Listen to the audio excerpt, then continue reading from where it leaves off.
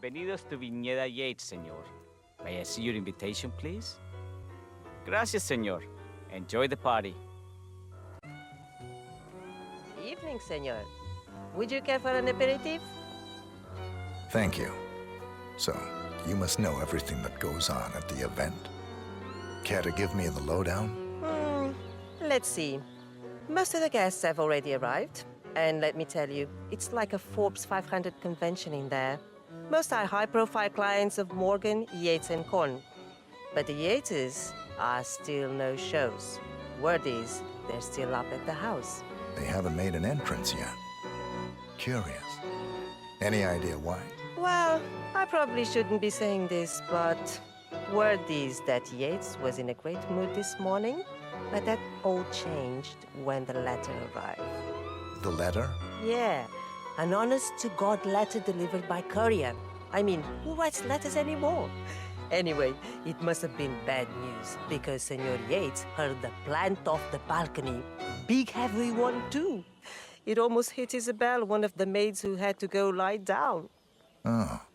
Anything else? The party is not the only thing happening at the estate. The winery is open for guests, too. You should check it out if you're interested in winemaking. It's harvest season, after all. I might just do that. Thank you for your time, miss. Right. Pleasant evening, senor. Hello there, and welcome to the Yates Winery. How may I help you? First time at the estate. Could you show me the lay of the land? Certainly, senor. This is the visitor center. On your right is the tasting room, where we have a lovely selection of house Cabernets. Upstairs is the dining and bar area, and over to your left are the bathrooms. If you peek over the railing, you can look down onto our state-of-the-art fermentation area. You can't go down, though. Staff only, I'm afraid. Thank you. Most helpful. My pleasure. Senor, may I recommend the House Cabernet Sauvignon, a fine vintage.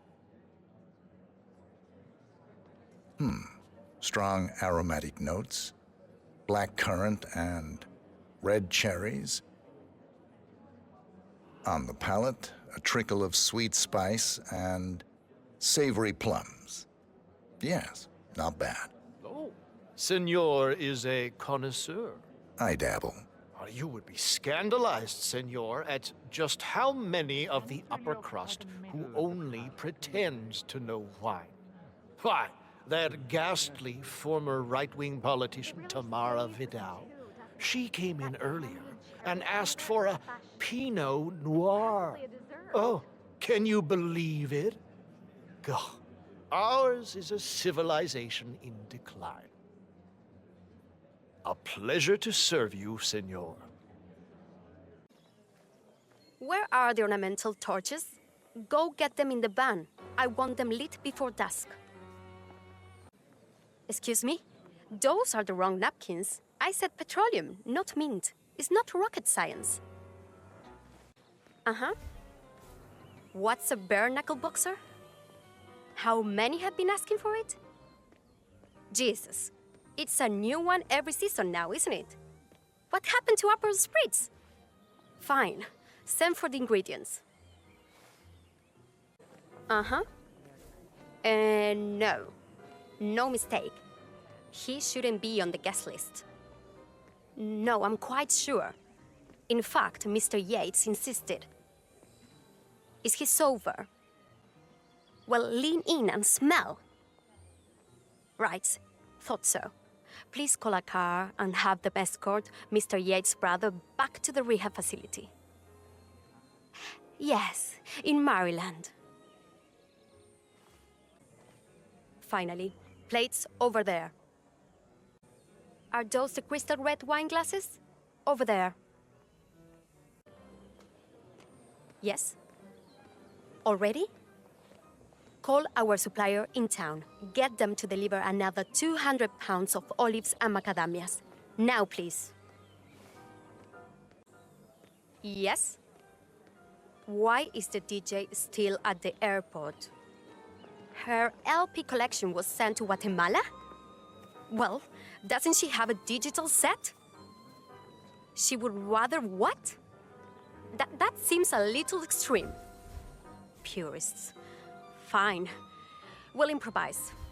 I believe Heidi Santoro from the class is here. Maybe she'll agree to temp. I'll look into it. No, we're not paying for the records. Hard currency will just have to sue the airline. I happen to know a good lawyer. Bye. Cabernet Sauvignon. As you know, this grape is known and grown the world over, but you should find that ours distinguish themselves very quickly. You'll want to pay attention to the sides and back of the palate to fully appreciate the earthier flavors present, including signature notes of firewood and mushrooms. Oh, this is precisely my kind of wine. Full, sweet, with just a bit of pepper to keep me on my toes. It's so leather forward, though, don't you think? Perhaps a little gunpowder for that matter? Shoe leather? Our Cabernet Sauvignon is renowned for its complexity. You're likely to recognize notes of raisin and blackberry first, but if you nurture the taste on your palate a little longer, well, I believe you'll be pleasantly surprised. It's not doing as much as I would like on the sides of my palate, is it? She's all front and middle, just a burst, and then she's finished with me. Well, it makes me think of my college days, mixing up fraternity sangria for homecoming. What are you? Here we have a Cabernet Sauvignon. A particularly worldly variety, you'll find that our grapes provide a slightly more pronounced acidity with more notes of red fruit and less of an emphasis on darker, plummier flavors. Ooh, the legs on this one are quite something, don't you think? I find myself wishing it was a little more dry, but the tannins almost make up for it. Cabernet Sauvignon. As you know, this grape is known and grown the world over, but you should find that ours distinguish themselves very quickly. You'll want to pay attention to the sides and back of the palate to fully appreciate the earthier flavors present, including signature notes of firewood and mushrooms. Did you taste that? Raspberries, blackberries, I do struggle to pin down the difference sometimes.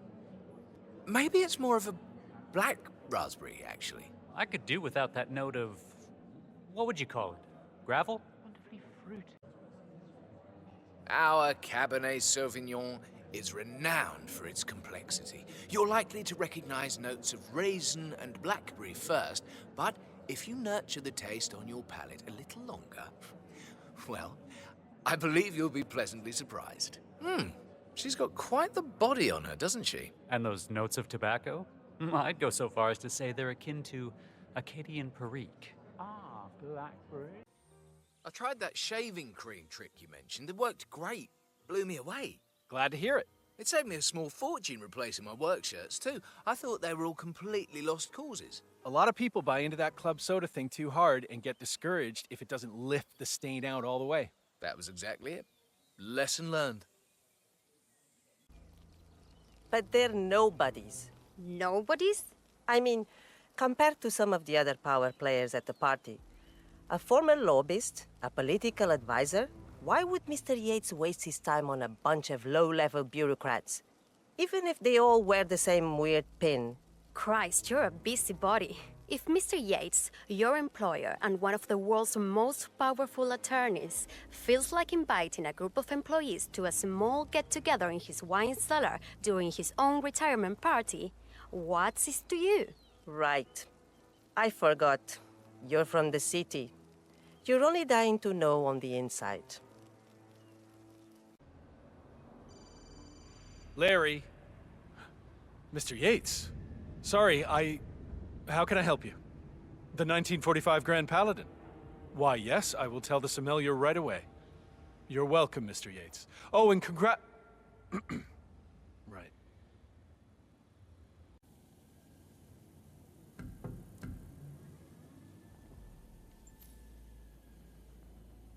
Excuse me, Mr. Flowers? What is it? What do you need? Get it yourself. It's Mr. Yates. He wants the 1945 Grand Paladin brought up to the house right away. He what? What for? Special occasion is all he said. My dear, sweet Lawrence, no occasion is that special. That good, huh? You have no idea. Fine. It's his blunder. Maybe it's A glass more of red, please. black. Certainly, I ma'am. could do without that note. May I present the What would you House call it? Cabernet Gravel? Sauvignon? A melody of black currants and red cherries rises above a backdrop of leather and toast. On the palate, you'll taste juicy, dark berry fruit, along with a trickle of sweet It's all right. spice and savory plums. I'll pass. Find me a bottle of Pinot Noir, then we'll talk. You heard the lady. I'm sure you have a Pinot in stock somewhere. Cabernet, but you should find that Glass of ours red, please. distinguish House themselves Cabernet. very quickly. Enjoy. You want to pay attention to the sides and back of the palate to fully appreciate Any luck the on that earthier Pinot Noir? flavors present, Well, I'm afraid including not, signature ma'am. notes of firewood and mushrooms. A glass of red, please. Certainly, ma'am. May I present the House Cabernet Sauvignon? A melody of black currants and red cherries rises above a backdrop of leather and toast. On the palate, you'll taste juicy dark berry fruit, along with a trickle of sweet spice and savory plums. I'll pass. Find me a bottle of Pinot Noir, then we'll talk. You heard the lady. I'm sure you have a Pinot in stock somewhere. Get any tips? A glass of red, please. House Cabernet. Enjoy. Any luck on that Pinot Noir? Alas, no, ma'am. I'll pass. Find me a bottle of Pinot Noir, then we'll talk. You should try this. Yes, ma'am. I managed to find a bottle of our 2006 Pinot Noir, inspired by wines from the Our Valley. Medium-bodied and fruit-forward, with an aroma of cherries and raspberry. It's to die for. Pinot, you say? Maybe just one glass. Need to keep my wits about me. Now that's more to my taste. Almost Germanic. Enjoy. Mr. Yates has always stayed in the brownstone in Brooklyn. This climate never did agree with him. Madam seems happy to have him around more. None of them are built for country life. They are fast-lane people, cosmopolitans. She was a career diplomat, ambassador to China before that incident. She's adjusted well enough. The vineyard is a childhood home after all. But Mr. Yates, the man is like a small planet. He enters a room and kind of just sucks up all the oxygen. Then, other times, you barely notice him. The other day, I was cleaning the drawing room, and suddenly he was just there, sitting in the corner like a big, fat spider. Never even heard him come in. Stop! You're freaking me out. I suppose it's the power. My mother worked for a man like Yates, and she always said that power takes physical form. She swore that you can even smell it on their clothes. That's just bourbon. I like him. Mr. Yates is an old-school gentleman. Ruthless to his enemies, generous to his friends. A man of his word. Mr. Yates is a man of many words. There's a difference. Would you believe Maria called in again? She's useless. I feel like such an idiot for sticking my neck out to get her the job. As I recall, you knew she was struggling before you put her name in. I just wanted to help her. I didn't know she'd be such a pain in my ass. Oh, so you thought she'd just get better overnight to make your life easier? Come on. Why am I suddenly the bad guy here? Just don't act like she chose to be sick, okay? We both know that's bullshit. Don't you remember? It was a huge scandal. One of those whatever gates. Doesn't ring a bell. So, Mrs. Yates was a career diplomat. Oh, yes. An international superstar. She was the Argentinian ambassador to Norway, then Israel, and then China. But her office was involved in some sordid back-channel deal. cell phone surveillance, I think, and when the story broke, Mrs. Yates was thrown under the bus. Her whole career down the drain in an instant. That's why she moved back here. Nothing else to do, what with Mr. Yates still going full steam. Ah, it's tough. But, I suppose she made her bed. At least, she's still her husband's closest advisor. Some say she's the brain behind many of his boldest court strategies. Yes, those two are quite the power couple. Violetta. Huh. That's a really beautiful name. Well, yes, I like it a lot too. Did you know that, in the language of flowers, violets actually represent true and faithful love? There's actually quite a few different flower languages. Sometimes violets actually stand for modesty, honesty, loyalty. It's kind of a misconception that there's one true code. Some are just more popular than others. Yeah, that makes sense. Hadn't really looked into it deep enough, I guess. For what it's worth, I think I like the meaning you picked out the best. Tell me you didn't, Pablo. Tell me you didn't forget the asado torch. Okay. I didn't forget the asado torch, Miguel. But you did, though. Didn't you, Pablo? Madre de Dios. Why do you have to be such a baby all the time? Mr. Yates' gates are waiting. What are we supposed to tell him? That dinner is late because the Yosa brothers forgot the torch for the damn asado pit? It's just a stupid torch. I'm sure someone's got a light, Miguel. It's traditional. Look, I'm not gonna explain it to you, little brother. Just find another torch, don't care how, before with a laughing stock. Yeah, sure, okay. Why Mother prefers him, I will never understand. Don't expect me to Hey, catch you in when Yosa, I'm running the most prestigious is dinner coming or winery in what? Wyoming. Almost there. We had a slight equipment mixed up, but my esteemed brother is taking care of it as we speak. See that he does. A lot of hungry people here, especially me. Hey, future Federation, right? I think we cooked at your election party once. That's right. How was it? Underspiced. You're joking, right? Excuse me, would you mind if I borrow one of those torches? I needed to light the asado pit. Go ahead. They're just for decoration anyway. Say, you're one of those TV chefs. The Yosa brothers, right? You're... Pablo Yosa, the younger. I provide the talent, the good looks and fun. My brother, well, he knows how to balance the books. Well, I am just a big fan, Senor Sosa. I must have streamed all 14 seasons of your show.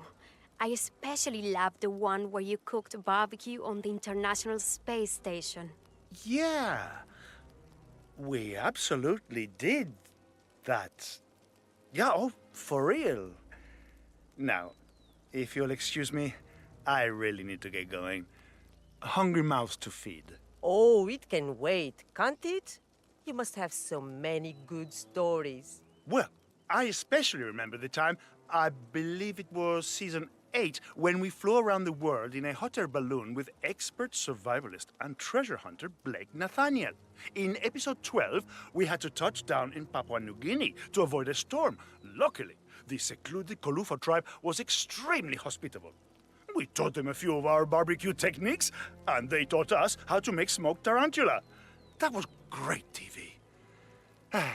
Yes, we were very fortunate. Amazing. I can't wait to tell my dad we met. He'll be so excited. He's your biggest fan. He bought the apron and the special anniversary barbecue sauce and everything. Great to hear. Now, if you'll excuse me. Oh, come on. Stay a bit. What's it like to be famous for doing something you really love? Well, one episode really stands out. Miguel and I were invited to cook asado at the wedding of Esteban Montoya, head of the Moreno cartel. Well, naturally, we had concerns, but Miguel and I figured, hey, nobody kills the barbecue chef, and besides, our new line of sauces had just hit the market, and the Moreno's endorsement would be great for our Mexican rollout, so yeah, we went. Little did we know, that the Delgado cartel had hired notorious hitman Curare to strike during the wedding dinner. That is, not until Miguel found the severed head of Montoya's nephew roasting in the center of the asado pit. Apparently, the killer had snuck in disguise as one of the kitchen aides. We must have passed by him several times, never knowing how close we came to certain death. Hi! Yeah, we are truly blessed. Incredible. My sister is a cicada mercenary, and even her stories pale in comparison to yours. Oh, it's nothing really. But now I simply must be going. The asado won't light itself. No, stay. Tell us more. Cooking for people must be so rewarding. Well, I can tell you about the strangest private gig we ever attended. It took place on a remote island somewhere in the Arctic Sea, but we have no clue where, because the host insisted that we wore blindfolds, not only for the helicopter ride out, but throughout the entire evening. Imagine cooking barbecue in total darkness. It's a good thing we're pros. I never knew what the party was about. We wore noise-canceling headphones too, and even then, we had to sign a solid brick of NDA. I can only assume it was some world domination thing. Huh, yes. The life of a celebrity chef is never dull. So cool. I am gonna go home and rewatch all 14 seasons with the commentary track. You're too kind. But now I really have to go. My brother must be getting impatient. Not that he's the boss of me or anything. Oh, it can wait, can't it? You must have so many good stories. Well, there was the time we invited VIP guests to cook with us on the show. Seasons 9 and 10, I think it was. We had Jordan Cross, who was a vegan and insisted on grilling eggplants. We had Craig Black, author of the Cassandra Snow novels. And then, of course, my brother thought it would be a good idea to invite Viktor Novikov. You know, the Russian fashion mogul who died during one of his Paris shows a while back. Actually, come to think of it, most of our guests are dead now. Anyway, Novikov, who managed to utterly scorch his chorizo, threw a tantrum in front of rolling cameras and kicked over the parrilla, sending chicken breasts and tenderloins flying in all directions. Then we spent 6 months in a legal battle for the show tapes because Viktor Novikov was completely without a sense of humor and couldn't stand to lose face. In the end, we settled and got ourselves a brand partnership with Sanguine. Yes, life has been good to the Yosa brothers. That is so inspiring. Maybe it's time I created that interior decorating blog.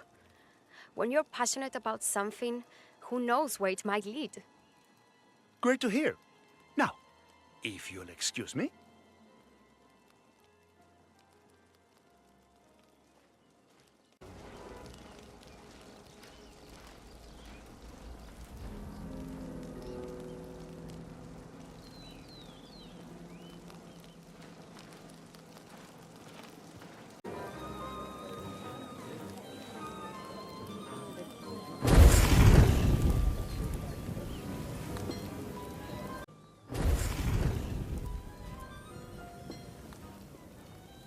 All right.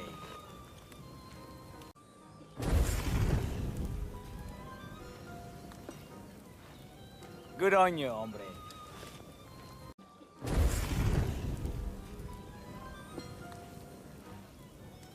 Bien.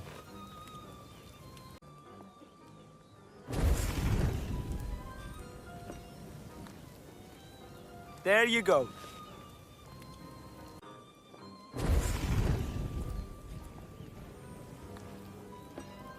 Sí, perfecto.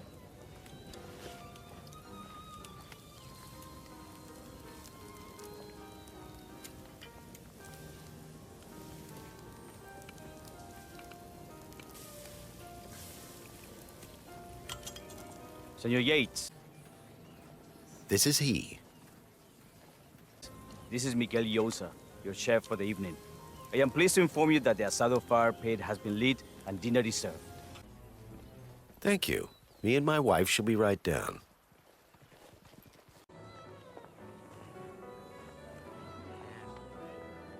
Rutherfords. Long time no see.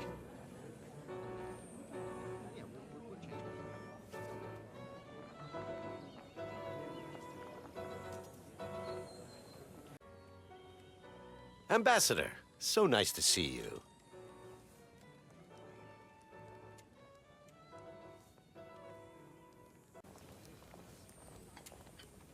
Excuse me, if I can have everyone's attention, please. So, here is a question. What did Milton Friedman, Ayn Rand, and Ronald Reagan all have to say about retirement? As far as I am aware, not a damn thing. Retirement is hardly the most exciting of life stages, but it is the most terrifying. Why? Because the proverbial golf course is the last stop before the morgue? Why, no. If anything, we are larger in death. Death holds no fear for the great, the accomplished. No, my friends, the thing that scares me is not the death of Don Yates, but the death of Don Yates' attorney at law. The disintegration of the professional self. Retirement is an existential void, and that is why I am retiring. It is the final frontier, the ultimate rite of passage. It is an abyss into which I must gaze. Luckily, thanks to my beautiful wife, Valentina, I am a man with a hobby. And I intend to make the most of it. So drink my wine, eat and rejoice in the knowledge that no matter how high you ascend, how much you accomplish, the greatest fight is yet ahead. Thank you all, and welcome. Ah, yes. On behalf of our asado chefs, the wonderful Yosa brothers, I am delighted to tell you that dinner is served. Bon appetit!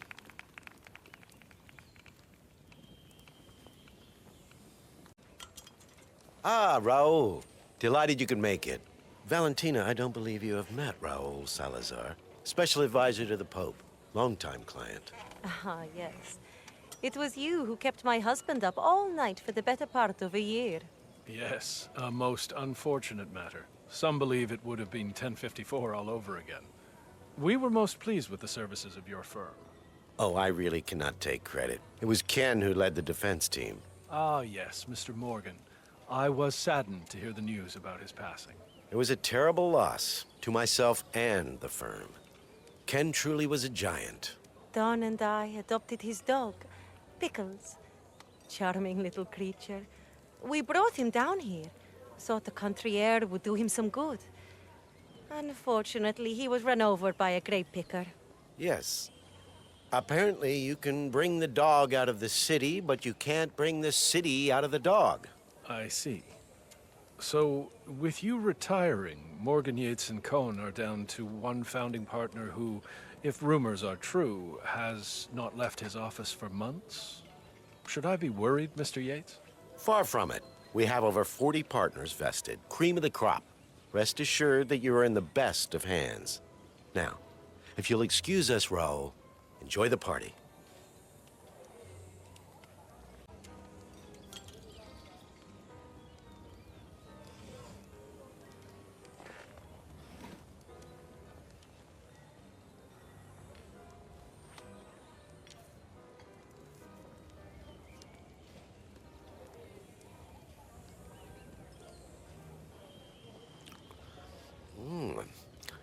Finger licking good.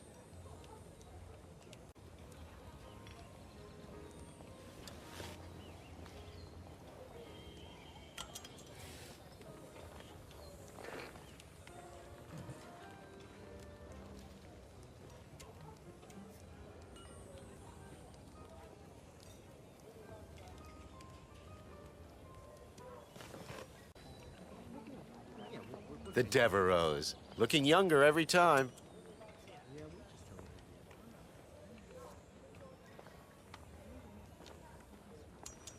And how are you today, sir?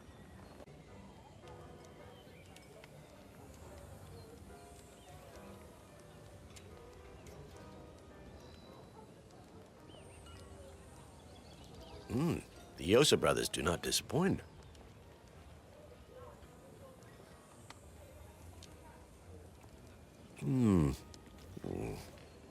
Superb.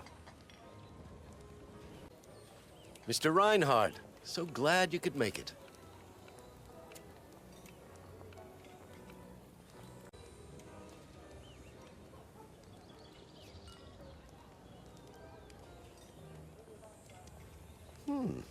Delectable. Chancellor, don't you look marvelous? I could be a wine guy.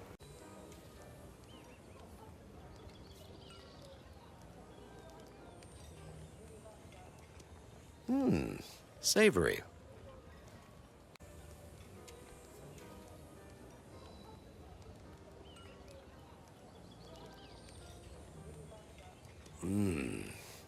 Exquisite.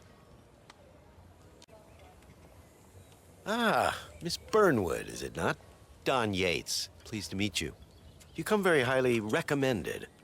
As Chief of the Heralds, let me be the first to say welcome aboard. Why, thank you, Mr. Yates. Rest assured that I will be following your every lead very closely. Say, that reminds me. We're about to have a little herald get-together up at the house. Just a modest toast to celebrate my forthcoming inauguration as Constant. You are, of course, most welcome to join us. I believe you shall make a fine herald once the training wheels are off. I wouldn't miss it for the world. Capital. Right this way, into the lion's den. Oh, almost forgot. Cortazar, please nip down to the wine cellar and tell Mr. Flowers, the sommelier, to prep the 1945 Grand Paladin and bring it up to the house for our special occasion. Got it, Chief. That's exactly it. I've never been more in love with you.